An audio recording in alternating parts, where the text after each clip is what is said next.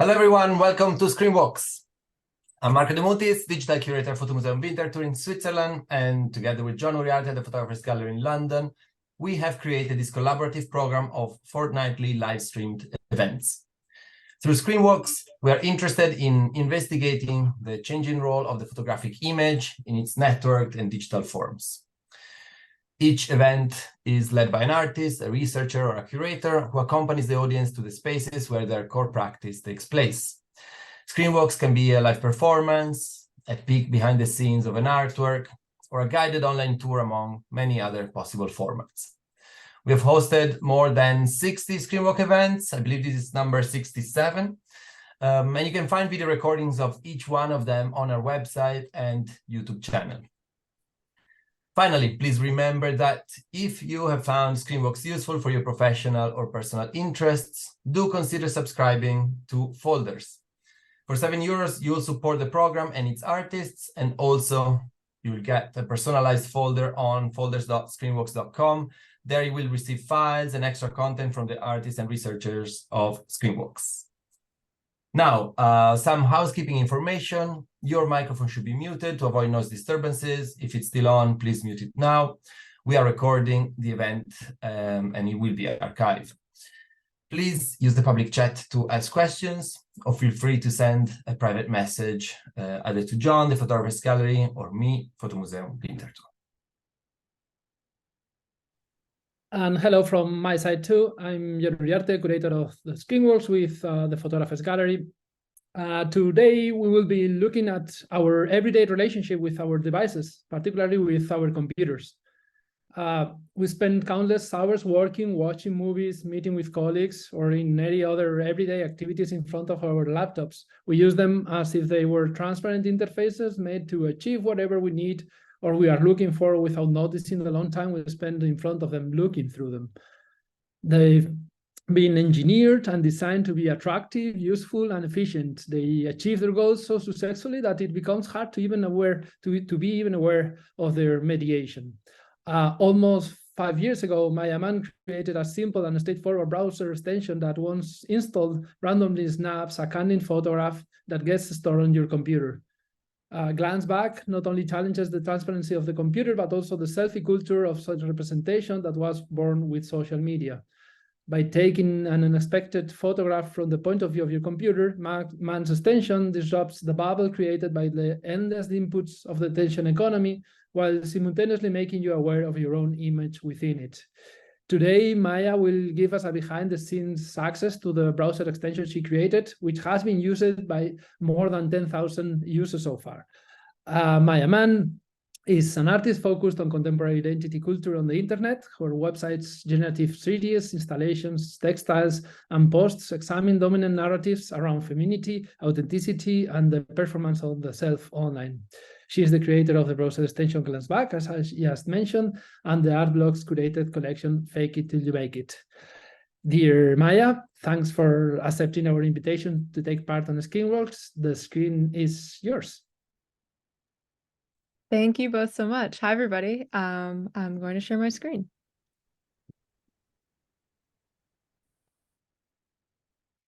Okay. Amazing. I'm very excited to be here today and very excited to talk specifically about Glance Back. I wanted all of this session to happen in the browser, so I've prepared some websites and pages to talk about, but I wanted to start by showing you exactly what Glance Back looks like when it lives on your computer. So I just have a Chrome browser tab open here. This is my website. But if I open a new tab, you can see that it says Glance Back at the top, and after a few seconds, all of these images load, and this is my current archive of Glance Backs. So all of these right now live on my computer. And you can see I'm always a little nervous showing them like this because it's very exposed. But you can see all of these are living on my machine, and this is going, I've had this specific computer, we're going all the way back, January 29th, 2022. That's when the first one happened on this machine. So they're all stored here right in my new tab every time that I open one. But I wanted to also start by going here. So here's the menu for Glance Back. And if I click About, it takes you to the website that I have for Glance Back. So high level, some of this was already described, but I'm going to talk through it a bit. Glance Back is a daily photo diary capturing the moments shared between you and your computer. So when you have this Chrome extension installed once a day at random, when you open a new tab, just like I did, Glance Back will take a photo of you and ask you what you're thinking about.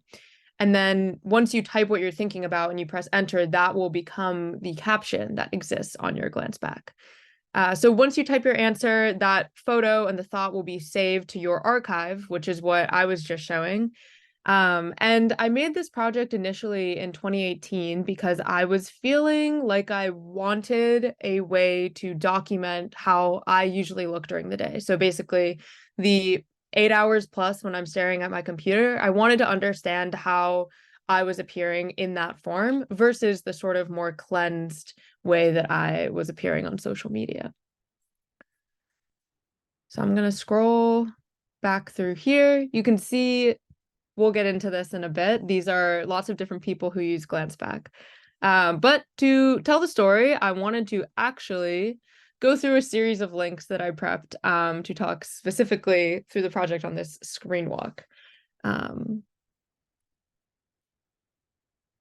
So I'm going to start right here with my full archive of Glance Backs.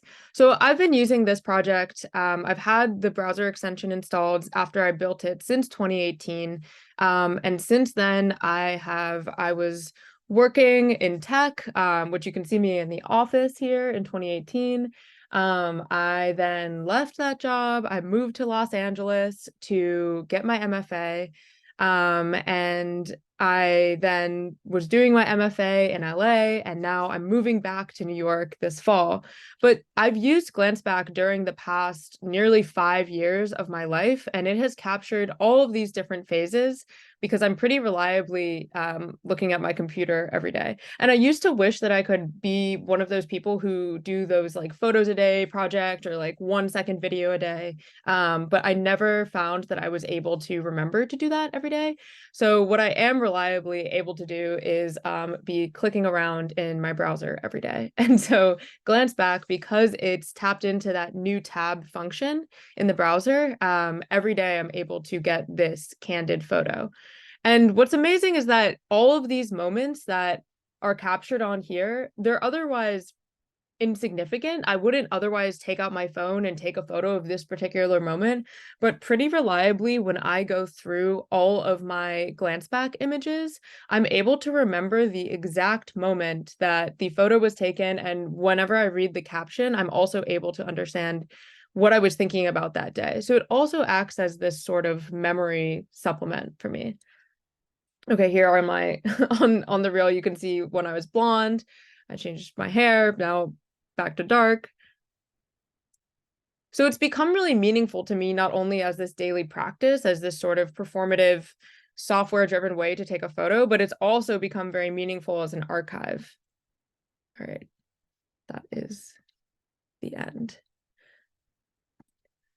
So I wanted to start from the very, very beginning and talking about why I developed this project. This is my first living Instagram post. I've tragically removed a lot of the posts earlier from that because when I was younger, I was embarrassed by them. So the first one that I still have on the account that I use now is from June 21st in 2012. So this was over 10 years ago. And you can see it's heavily filtered. And at the time, this was in high school. I was a dancer. And so I had this really acute sense of awareness of performance from my dance training. I grew up spending a lot of time in the dance studio, and I often usually talk about also my relationship to the computer screen being one where I was able to really manipulate reality, which in a way felt like being a dancer and being able to perform for an audience and understand how to manipulate my performance or my body in a specific way to appear on stage. And so this was my relationship with social media for a very long time. And I always had this almost sense of guilt. The years leading up to 2018, which is when the last time I changed my profile photo on Facebook. My images on social media really looked like this, and I always felt sort of uncomfortable with the way that I was performing online. I had this heavy sense of guilt and shame around the way that I posted when I would post an image that I felt like represented me in a way that felt very sanitary. And it never sat right with me because I felt like my memory was being so supplemented by these photos that I would post. Maybe not that one. But these photos that I would post where I looked like this very cleansed version of myself. And I was craving to feel like I could have an image or a way to capture myself in the way that I primarily appeared during the day. So yeah, this is in July of 2018, and I created Glance Back later that fall. And I began working on Glance Back initially while I was starting to work my first full-time job. And this was at the Google office in New York, in Chelsea. And I was working at this group called the Google Creative Lab.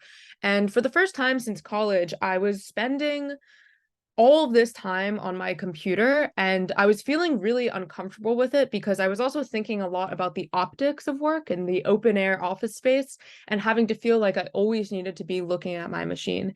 And when I talk about Glance Back, I also usually talk about this idea that when someone's staring at you in public and you feel like it's really awkward because you're not staring back at them. And I felt like that was how my computer felt because all day long I was staring at my computer and it didn't have a chance to quote unquote glance back at me. And so while I was working, I started working on this as a personal project. So yeah, I have some embarrassing early photos from Glance Back's development. This is me prototyping it. You can see that I've just gotten it working to take a photo of me. I mean, these are all on the same day, and then be able to let me log a caption. So I'm testing here in the browser. You can see me testing here. Also, this code is figuring out how to get a screenshot of the webcam image on Canvas in JavaScript. So I'm just starting to understand that. This is also me trying to create the border where I'm able to have the caption appear on the canvas. Whenever I program something, I often forget all of the obstacles and debugging hurdles I had to go through initially. So it was very fun collecting these. So yeah, here's another image of me testing. And then you can see here are some earlier images of me trying to understand how to lay things out. You can see here there's different dates here. So they're happening on different days, and I'm starting to use the extension over time. Here's also some early 2018 images.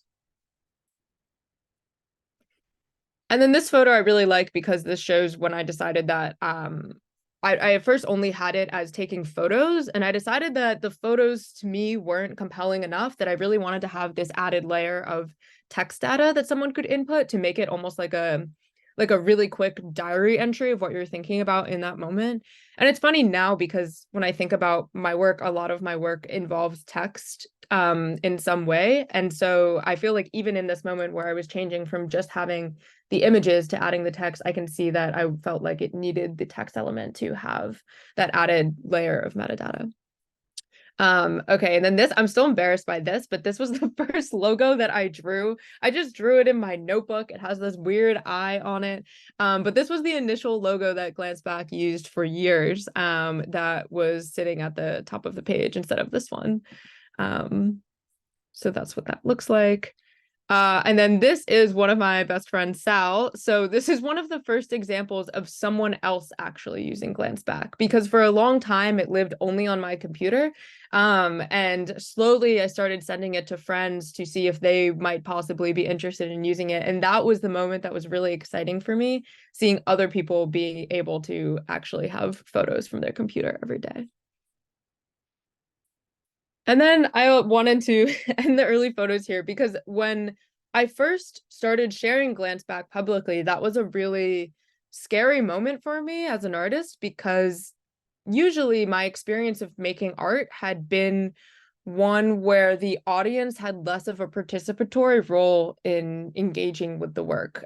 So maybe I would make some sort of JavaScript generated sketch that I would take a screen grab of and post it on Instagram, or I would make a website as an art object that I could send to people and they could visit in their browser, but there wasn't really an added layer of engagement. Glance Back remains really special for me in this way because it's really one of the only things I've made that people use every single day and return to in their life. And it means something to them because it's not about, I mean, it's not about me at all. It's about them because they have photos of their life and are able to capture what's happening over time through this extension. And so as an artist, it was really exciting to see. I remember I took this photo because I couldn't believe that there were 60 people out there in the world that used it and had this software on their computer every day. And that to me was wild.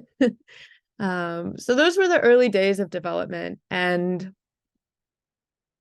slowly, I started sharing it a little bit more online publicly. This is the first annual reel that I created of Glance Back. And now I have this practice every year to collect all of the images that the extension has taken that year and then turn them into a sort of video reel. And it's evolved over time, but you can see here that this is the first one. And here I'm explaining what it does, and something that I always mention when I talk about what it does is that it saves both the photo and the written thought, that the caption, it saves that image to a locally stored archive. So what that means is basically all of these images never leave your machine. They're only stored on your computer. And so I was also very concerned that people would feel like if they installed the extension that I was collecting all of their photos and looking at them, but that's impossible. And I love this comment that's on this first Instagram that I shared about Glance Back, where this person says, "Do you find that your relationship to your computer is different because of this? I'm curious about what this means in regards to the gaze. Whose gaze is it? And how does it affect the subject?" And this comment really calls out the reason why I wanted to make Glance Back, because I was already feeling so uncomfortable with really my own gaze on myself. I was feeling like every time that I took an image of myself from my phone or my computer, it was heavily mediated by the way that I wanted to see myself. And so in the way, building Glance Back was this sort of interjection of the computer's role in between that gaze that I have on myself, where I wanted the computer to take a photo so fast that I didn't have time to self-curate in the way that I usually am able to when I'm constructing my own image in any sort of selfie way.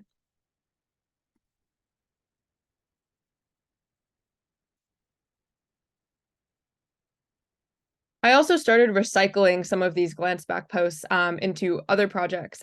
So this was a project on Kitten Worldwide, which is this project curated by this comedian, Catherine. And here I was selecting specific Glance Backs to that I felt represented my time during when we were in the pandemic, and it was capturing my life at home.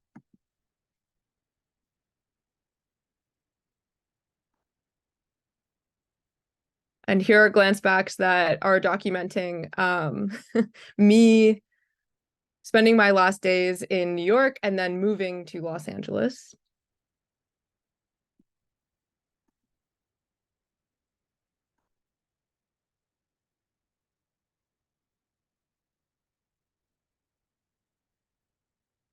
These are Glance Backs from when I first dyed my hair blonde. And then after I'd been sharing Glance Back for a while on Instagram, here and there on Twitter, for the first time, I shared Glance Back on TikTok in this was in December of 2021. I'm going to turn the sound on.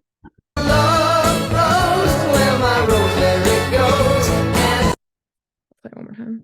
She ain't got no money, her clothes are kind of funny, her hair is kind of wild and free.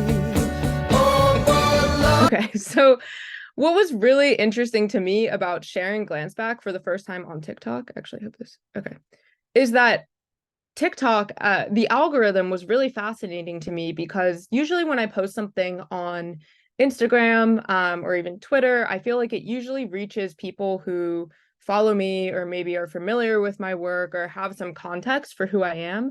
And what was so fascinating about the way that some videos operate on TikTok is that they reach people who are real strangers, in a way that doesn't happen as often on other social media platforms. And this reminded me a lot of an essay that's one of my, oh, weird. Look it up. An essay that's one of my favorites, which is Seth Price's Dispersion. And this is an ongoing conceptual artwork that takes the form of an essay. And it was initially released in 2002, but the essay that he put out talks a lot about what is possible with the internet. And this essay first came out in 2002. So this was the very early days, and it has this sort of optimistic tone to it, where it's talking about the potential of the internet to distribute artwork and reach people outside of the museum and gallery context. And what I'm really drawn to about this essay is that it's not just talking about reaching people outside of the museum and gallery context who are interested in art. It's also talking about the general public. And this is something I think a lot about in relation to pop culture, and this idea of mainstream and what's able to reach a public whose maybe background is not art, or who's not necessarily going to a gallery on a Saturday afternoon, but when they encounter some artwork that could potentially impact them in some way, they really are able to take it in and take something away from it. And so when I've been thinking about this essay, and in relation to TikTok, I'm really fascinated by the way that TikTok is able to sort of send whatever video you have onto the screen of random strangers. And so I got some questions on this first TikTok that I posted about how to get the extension. And so I posted a video explaining it on TikTok. Hi, so this is a Chrome extension I made called Glance Back, and I'm going to show you how to get it, if you want to get it. So it takes a photo of you once a day at random. When you open a new tab, you can see all my photos. To get it, you can go to glanceback.info in Chrome, and it'll take you to this page. And there's some stuff about the project, but you can click Get the Chrome extension. Then it'll take you here, and then this says Remove from Chrome, but if you don't have it, it'll say Add to Chrome, and you just click that.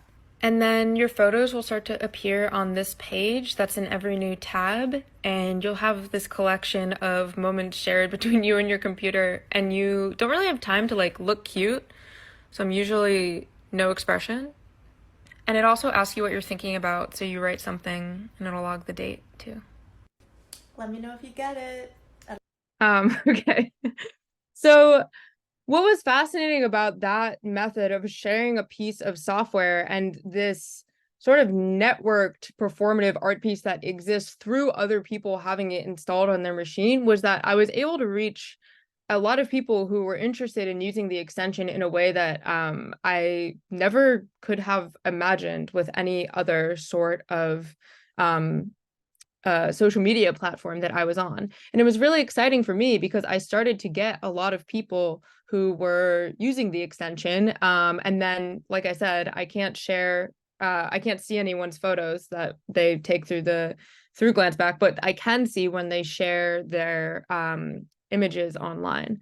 So the Glanceback started to, then I started to see TikToks from other people. So you can see this one is from my neighbor, Clo, on TikTok, posted a video of the Glancebacks.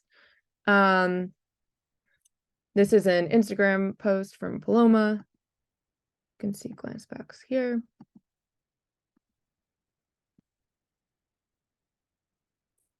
This is a story from Terry Nguyen, where she's talking about Glanceback versus B-Roll, which I'll get into in a second. Here's another TikTok.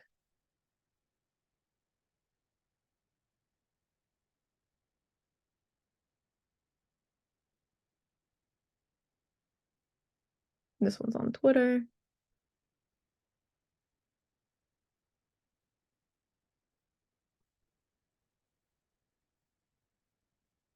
Carly on Instagram.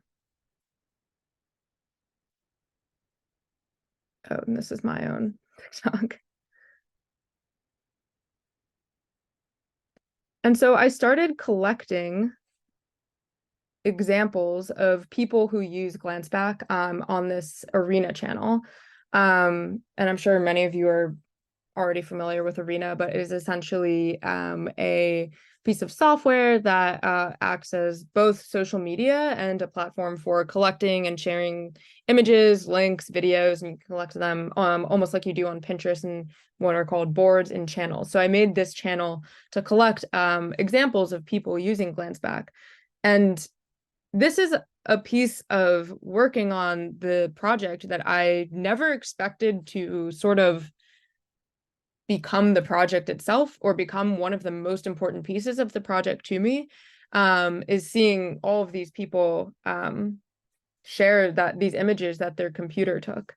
But it's also a complicated aspect of the project to me because I initially started making it because I felt very frustrated at myself for the way that I was posting on social media, because I was deeming myself inauthentic for the way that I was posting because it felt so cleansed and sanitized. And this is something that actually Terry Nguyen talks about in this essay that she wrote for Vox. And she asked this question, are we ever authentically ourselves on the internet? And this is something that I started really grappling with, especially when I would start sharing my own GlanceBack photos and seeing other people share their GlanceBack photos on the platforms that GlanceBack I felt was antithetical to. And in this piece for Vox, Terry is comparing GlanceBack and the app BeReal, which if you're not familiar, BeReal is an app that became pretty popular over the past couple of years. And it's an app on your phone. And when you have it installed, once a day, you get a notification that it's time to take a BeReal. And then you can take the photo and it shows you, you see both yourself. It takes like a photo with the front and back camera at the same time. And so Terry had GlanceBack installed and was also using BeReal. And I also, when BeReal came out, was getting a lot of comments about the similarities and differences between GlanceBack and BeReal. Here you can see here's the front camera photo, and then there's the photo of what is happening in your life at that time.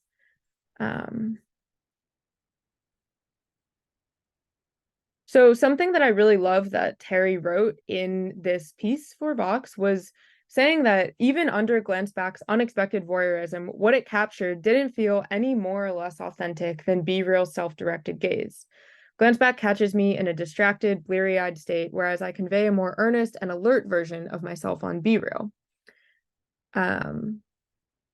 And then she says, rather than fret over our perceived authenticity, perhaps a better question is, why are we so willing to document ourselves to prove what we already know?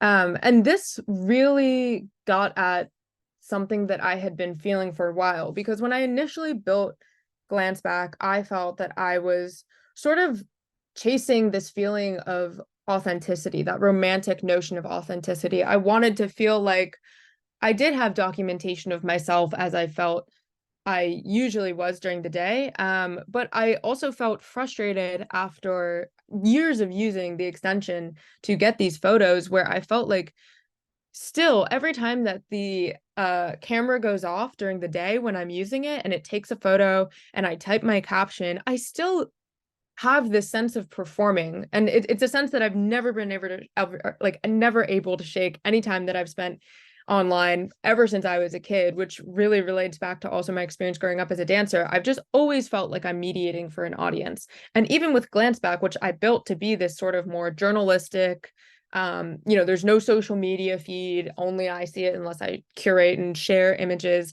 I still felt like there was this sense of performance. And I started thinking about this idea of authenticity that I had been chasing for so long. And I really felt like I really started to believe it was impossible, that it didn't exist, that there was no sort of true way to capture myself, because any sort of way to capture myself, I'm always having that sense of performing for myself in some way.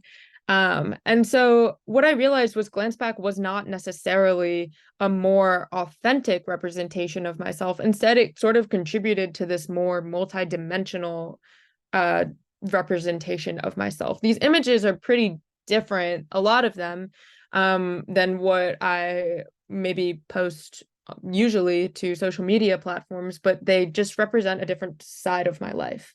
And that's something that I think about a lot when, someone I mention often is Goffman, his dramaturgical theory of socializing, that he published in the 50s, so well before the internet. But Irving Goffman was a sociologist who talked a lot about the presentation of self in everyday life as a performance, and saying that you're a different self in different contexts.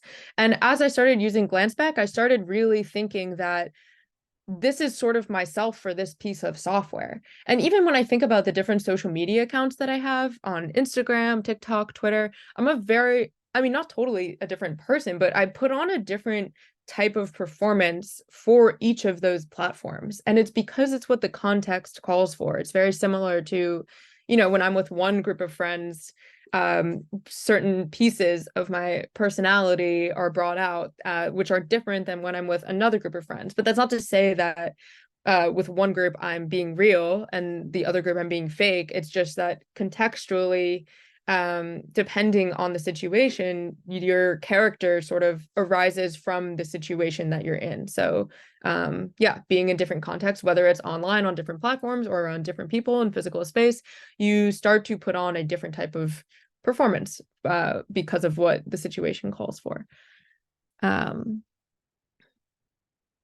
So I started thinking about this also as I continued making these reels. This one is from 2021.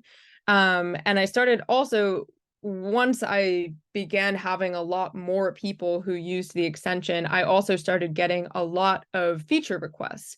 And one major feature request that I got all of the time was that it was really awkward. I mean, if I open a new tab right now, it was really awkward when, people were in class or in a meeting and they opened their new tab on their computer to do something, and all of these very intimate photos of themselves showed up. And so something a lot of people requested was the addition of a more minimal tab. And I had an option previously that sort of faded out the photos, but Kyle McDonald, who is a great artist who works with code, him and I were messaging about it, and he said that he wanted to contribute, if I was open to it, a minimal mode that was specifically made the browser sort of as cleansed and minimal looking as possible when you open a new tab, even though you can still have the extension installed. So you can see here, this TikTok is responding to a comment I got that says, is there a way to keep it on your computer but not have your pics pop up every time you open a new tab? Which is basically a sentiment that I received many, many times. And so now you can see if in Glanceback's menu, if I click minimal mode, then it turns on minimal mode in the software. And if I open a new tab, you can see now instead of Glanceback showing up, it shows just this screen, and it also says new tab. The favicon is removed. And so this is a way that people can have it installed if they feel uncomfortable with it appearing in front of others. So I can also then turn it off and go back to these photos.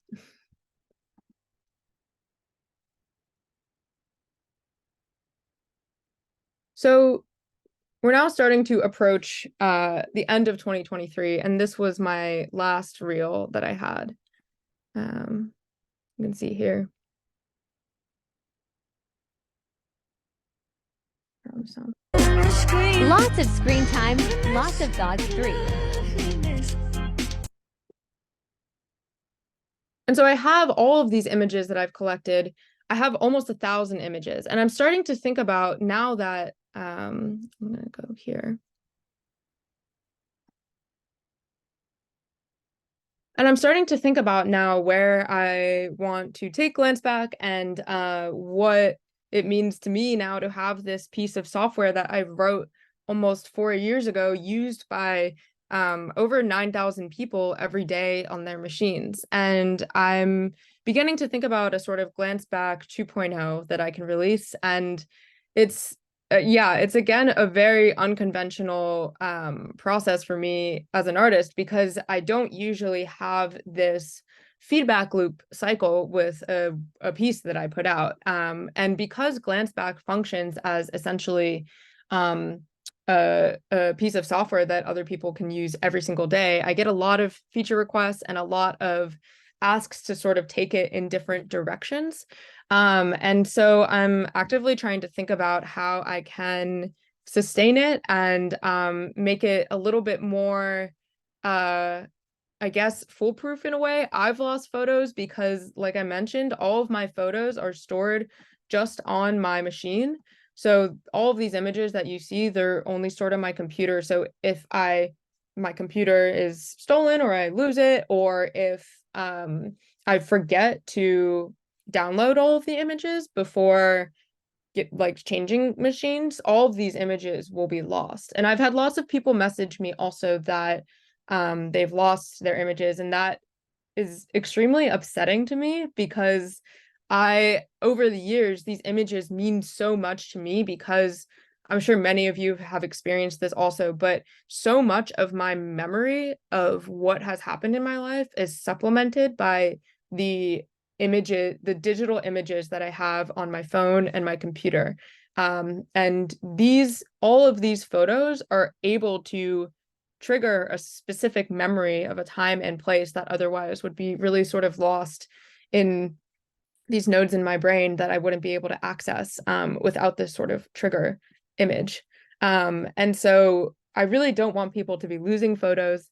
And I also want to create ways for people to maybe make video reels of these, or for them to be able to browse through them and see the progression of time through these images in a way that's a little bit more efficient than maybe just this method of scrolling.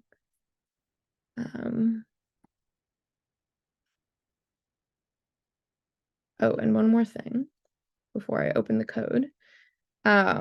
You can see that also here, thinking about this process of getting feedback on an art piece, which is something that it's funny, usually at an opening when you have a show, or people don't really tell you what they think about something that you've made, if they are having issues with it or they don't like it really. And there's sort of, I think there's an issue once you leave the context of school, or if you don't have a really tight-knit community where you can get feedback on something, you sort of lose the ability to get reviews from people about what they think about something that you've made. And this doesn't really exist on social media either. So it's again, glance back feels really different than a lot of other pieces, because I am able to have this more conversational aspect with people. But also a lot of the reviews are about software requests and feature requests and ways to sort of evolve the project from what it is. But I really enjoy reading the reviews, and I also take in all of the feedback suggestions. And so the last thing I wanted to show is just a peek at the code that actually runs glance back.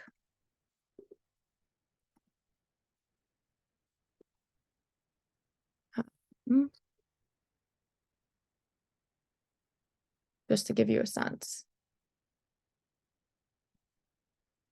So here you can see this is the script, and it's granted a bit old.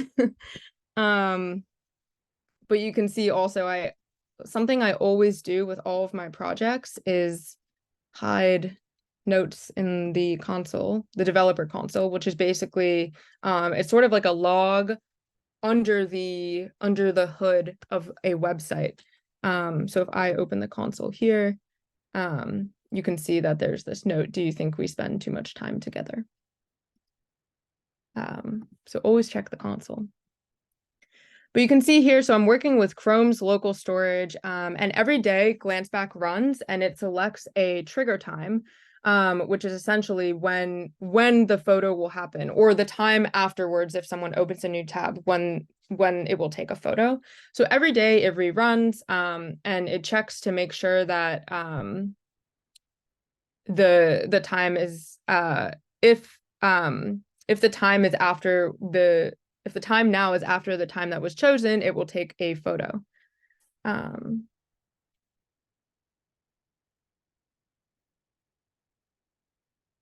This is to toggle the menu, which is the star.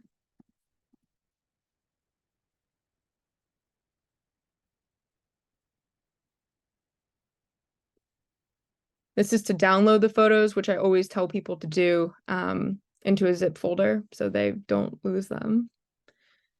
Here's when I tried to create a download GIF function, but it was not working. So it's commented out. It doesn't run.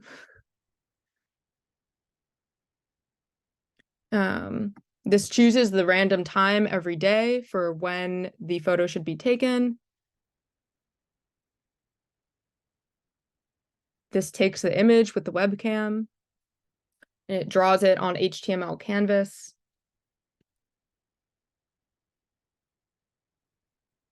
It's drawing the rectangle on canvas. This is populating the gallery. And the date. Anyway, I don't know if this is interesting to you, but sometimes I think it's nice to really see the code rather than talk about it in the abstract. And then the way that this works is there's different functions for Chrome extensions if you've ever installed them, but this one is specifically overriding the new tab function. So this sort of, you build it almost like you build a website. So there's, your index file, the script, the CSS. You can see here, this is where it asks, what are you thinking about? Which is, an HTML label that only appears when it takes the photo. But it functions basically like a website that's that the new tab page is overridden by.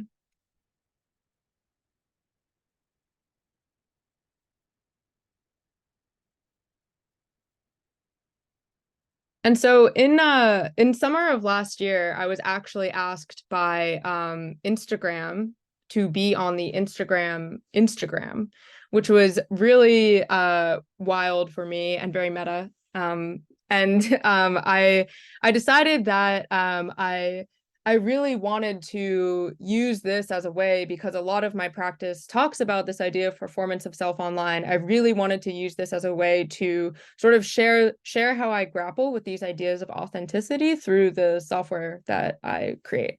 So actually, this is the first photo, which they wanted to be a nice photo. But I requested that the other 9 photos, so maxing out the 10 photos that appear on the little slide, were all glance back images that I had collected.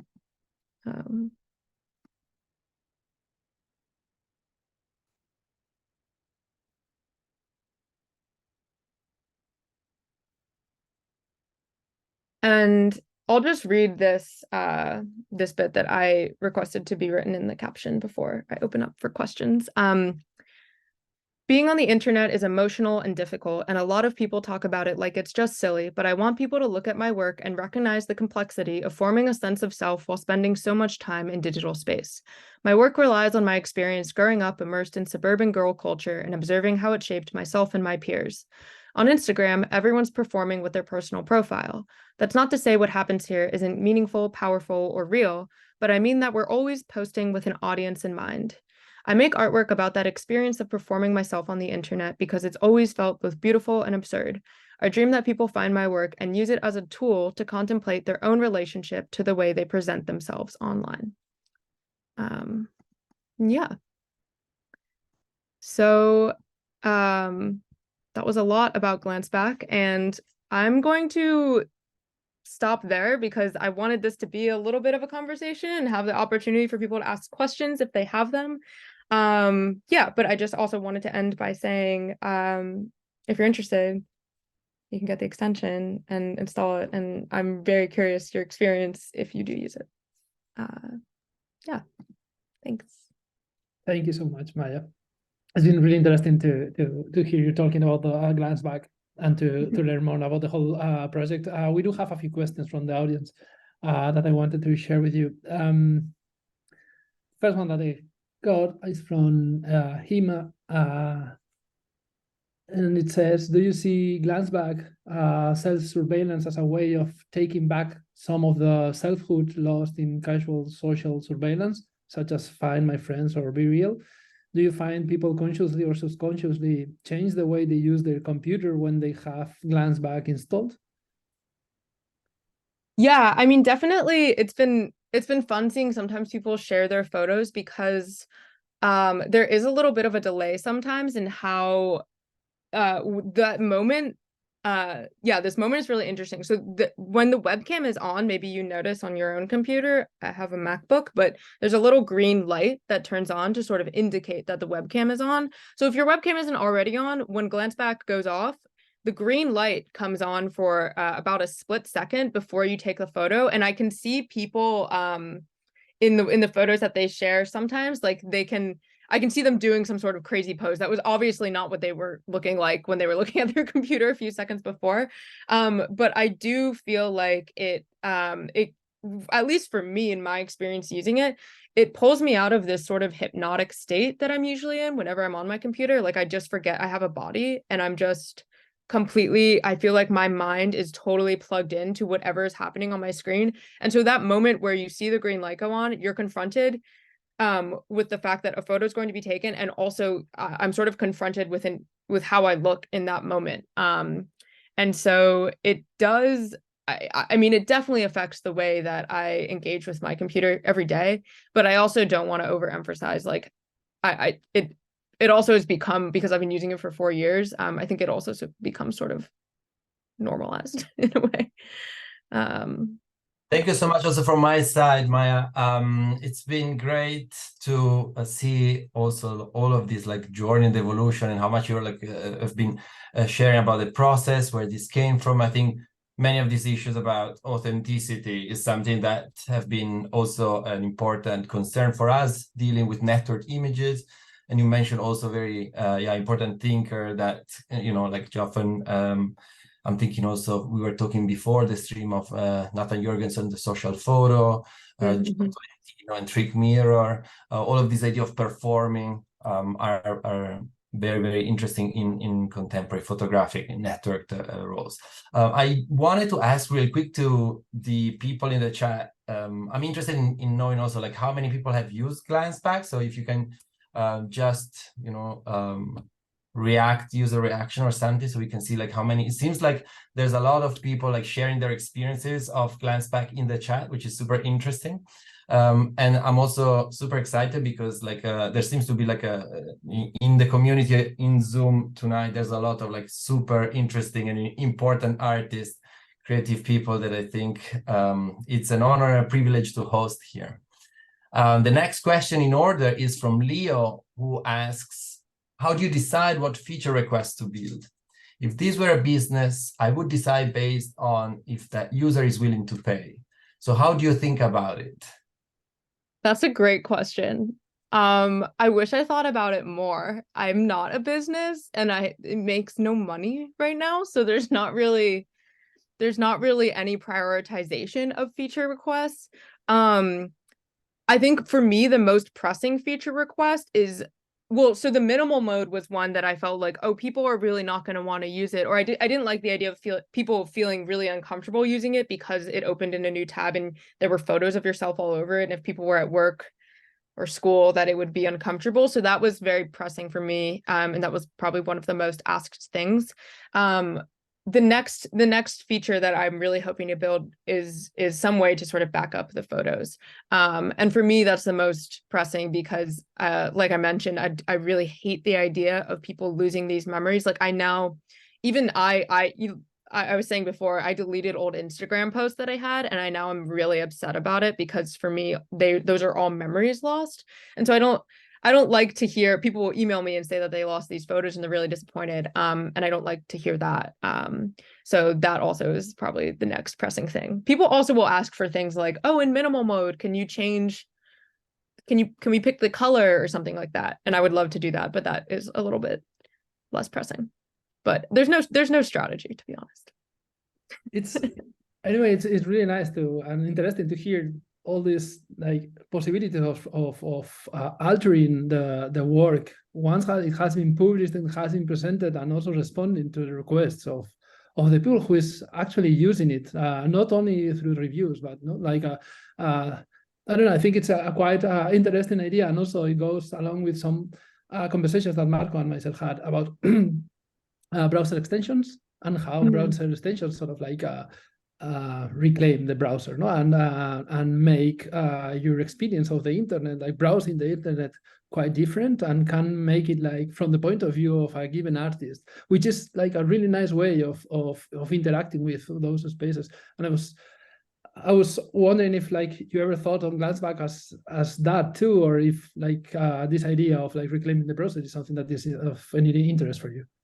Yeah, I'm actually so glad you asked that question, because that was something that I wanted to talk about. I think the term browser-based art is something that I hear pretty often, and I also use a lot, which is referring to art that sort of operates natively in the browser, so exists like on the internet in its native form. But browser extensions as an artistic medium, I think, are really exciting, because it is this sort of it's just this literal intervention into the space where we spend so much time of our day. It's like the browser acts as the window to the internet. And there have been some conversations lately around, and like new products coming out around how to update the experience of the browser. But I mean, even when you look back into like the very, very earliest forms of the browser, it hasn't changed that much. Like the experience of there's the URL bar, and then it's the window, and you can kind of drag it around, and design-wise it looks different, but functionally it hasn't really been updated too drastically. And so the idea of making a browser extension specifically is something someone doesn't only visit, but something that sort of becomes like part of the house that people are in when they're visiting the internet, is I guess how I think of an extension. It's really exciting for me as an artist who likes to make websites as art objects, which are more like destinations in the browser. Yeah, and some of them have even like changed the interface of social media. I'm thinking on the Metricator by Ben Grosser, who I'm not sure if like they really looked at it when they like decided to give a chance to not show the number of likes on Instagram, but it sort of like came right like way before than Instagram took the decision to do that. There are a lot of comments also on the chat. Marco, I'm not sure if maybe you want to. I was trying to get how many people reacted to your question of how many people in the audience has used Glansback. Some math. I got like it's updating, but it's now like 12 people reacted to my question in the chat. And then more are commenting. I love using Glansback and not sharing it. Being the performer and the audience for myself at the same time has been really interesting for me. This is Amy Rubinstein. I've wanted to try it, but I was so nervous that the images were being saved. Can't wait to try it. So more Mokoro. So that is part of her routine almost. Petra Sima is like saying that she deleted lots of old posts on various social media, and I'm so sad about it, because as much as it was definitely cringe, I wish I had access to those memories. Oh, that was related to what you were saying before. These are all amazing. And also Molly saying that it's part of her routine. I think it's become this sort of comfort thing for me as well, knowing that I'm also always really stressed about life going by and not documenting it, which sounds very cliche, but I like have this panic in me all of the time. That's also like what Petra is saying about, that's why when I think about I deleted old photos because they were cringe to me when I was like 17. Now I wish I had them so badly. It's become this sort of comfort for me also, that I know, oh, like if a glance back is taken, I'm like, that memory will be stored, and it gives me some sense of relief, actually. But also I don't know, Glansback, again, like I'm so excited to talk about this here, because I haven't had the chance to just talk about Glansback in a setting like this for really ever. And it's also the one thing like in public that the most people have ever, not even a lot of people, I don't know, maybe it's happened like like 4 or 5 times in my life. But someone has, like, I've been in like Fort Greene Park in New York, and someone's like, oh, I use Glanceback, and they like recognize me from the Glanceback. So it's just become this like really fascinating process for me that's just completely, I mean, yeah, going on for almost 4 years, the durational aspect of it, and sort of like, yeah, reciprocal quality of it is just completely standalone from most other pieces that I make. So I wanted to also touch a little bit about this idea of browser-based art, or kind of what John was saying about reclaiming the browser as a space for creative intervention and somehow, reappropriating these spaces.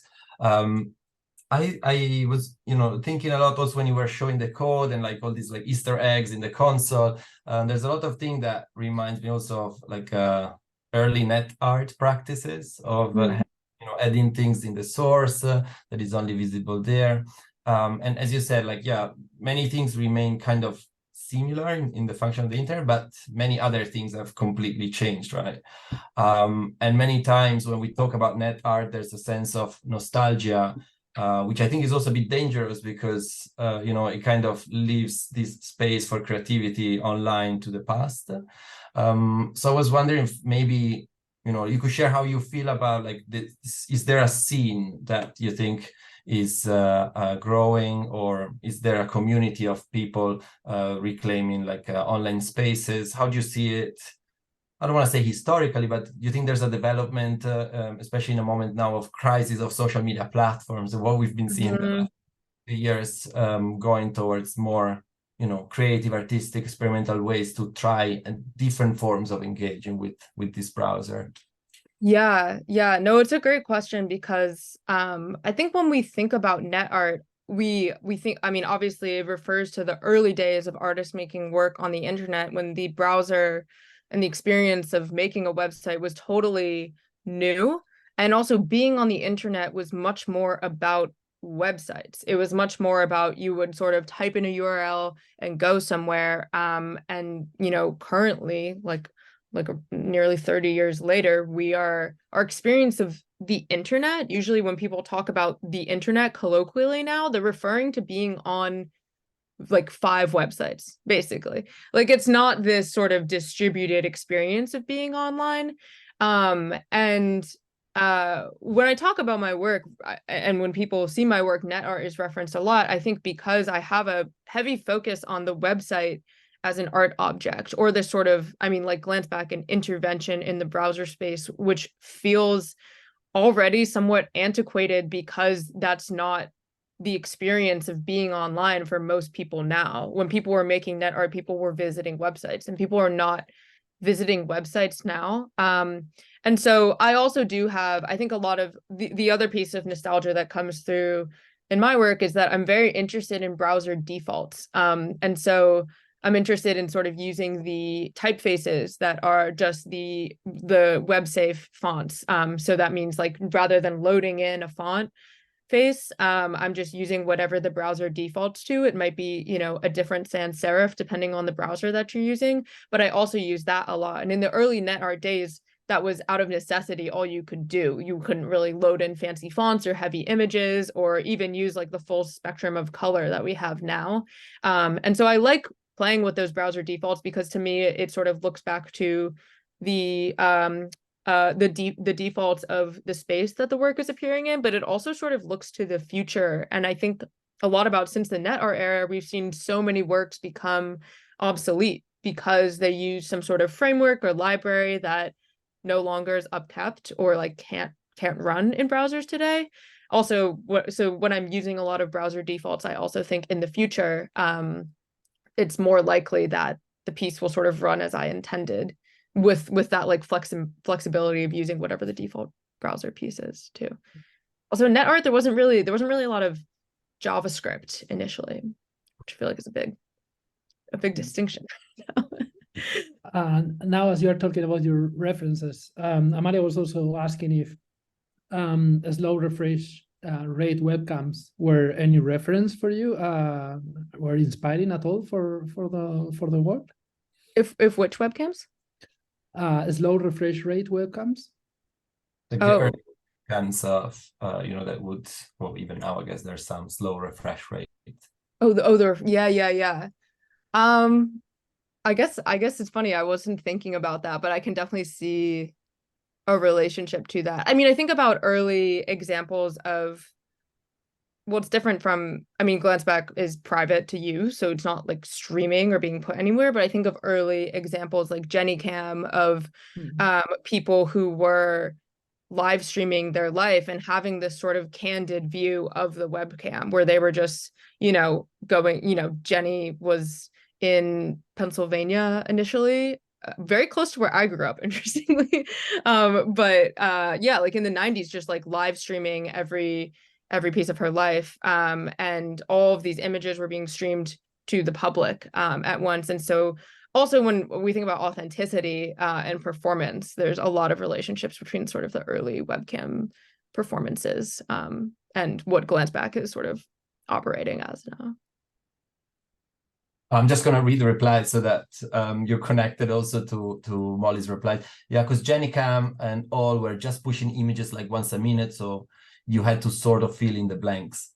Yeah, Molly knows. Molly's connected a lot of amazing examples about the history of live streaming online, which I think is amazing. And yeah, I mean, like live streaming is still a huge part of, it's become a huge part of current culture on like TikTok and Twitch. And it's obviously evolved a lot since the days of JennyCam. But sort of this like the sense of surveillance or being watched, especially those like durational long form live streams where you're maybe not as attentive the whole time. I feel like those are most strongly related to Glansback. Then maybe, I don't know if you feel like sharing your thoughts at the moment about, the future, but as you said, like this 2.0 version of Glansback, I'm really intrigued by what it could be, especially because of, like the moment that we live in and all of these things that we talked about. Do you already have some thoughts or what you're thinking about when you're thinking of like a possible, like, is it going to be something completely different or a small upgrade, or is it going to go in completely? Yeah. I mean, I don't think it would be, the core idea will remain the same. I don't have like a grand plan at all. This is definitely me sort of beginning to think about it a little bit more. But I definitely, I feel a new sense of responsibility now that so many people use it to kind of continue to upkeep and develop it in some way. And so what I really want is for the software to be a little bit more forgiving, I guess, for the people who use it. And so because I made it and like I had it on a computer that I just gave away at one point, and then I lost all of my Glansbacks, like I forgot about them. And so I know that happens all of the time, and I would like to sort of balance like obviously the photos still being completely private, but maybe having a way for you to personally back them up somewhere. It's not a super shiny feature, but that to me is the most pressing thing. And yeah, I want it to feel reliable. And I worry now because it's sort of, out of the culture of people sort of hacking things and making things independently. When I think about it, I feel like the software is a little shaky. I also think I'm a little bit better of a web developer now than I was in 2018, I think. So there's a lot that I would maybe be more conscious of writing the code, and like updating any website, it's just about making the time. And something also I've been thinking about majorly with Glansback is this idea of maintenance, especially for artists. There's, for artists, there's this culture of always wanting to make something new, of course, being excited by the new thing, and also being pressured sort of by the opportunities that you're given, or shows or things to be able to show something new. And so for me, I'm figuring out how to prioritize the maintenance of this piece that is now almost 5 years old, in contrast to sort of the tug of wanting to also work on something shiny and new.